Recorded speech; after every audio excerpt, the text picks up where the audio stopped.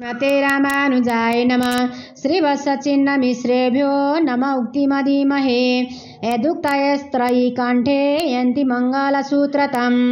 स्वस्ति श्रीदिशता दशे स जगतां सर्गोपवर्गस्थितिः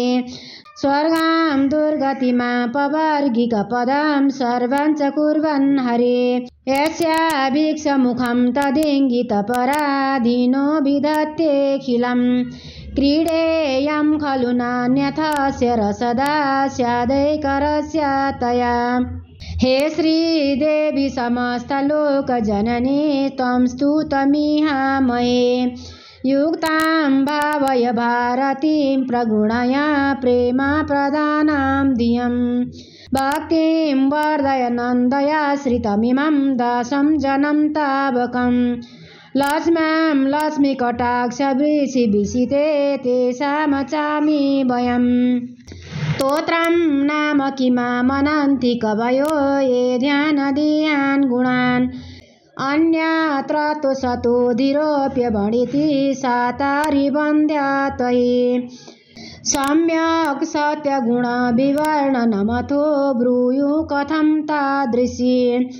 भागवचस्पतिनापि शक्य रचना त्वत्सद्गुणाणो निधो एवाचं मनसां च दुर्गहतया ख्यातगुणस्तावकः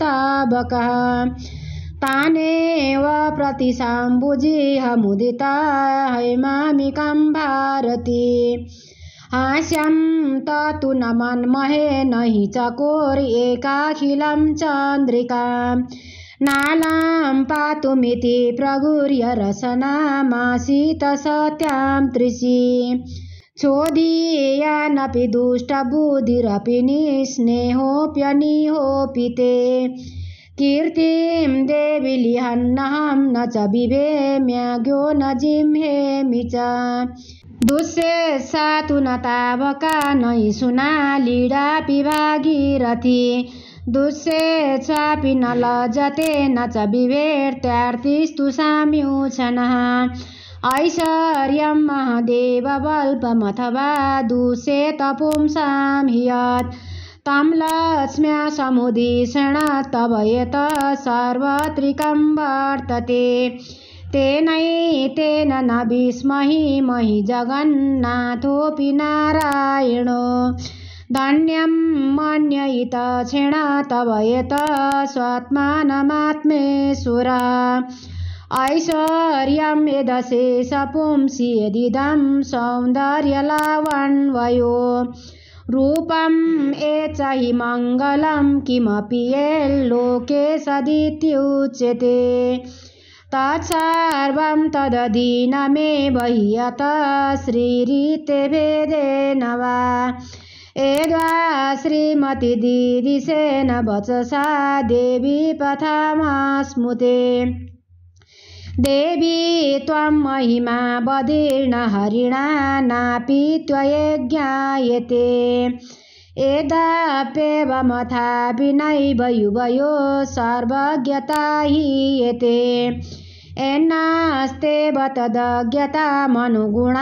सर्वज्ञताया विदुः व्योमां भोजमिदन्तया खलु विदान् भ्रान्त्योऽयमित्युच्यते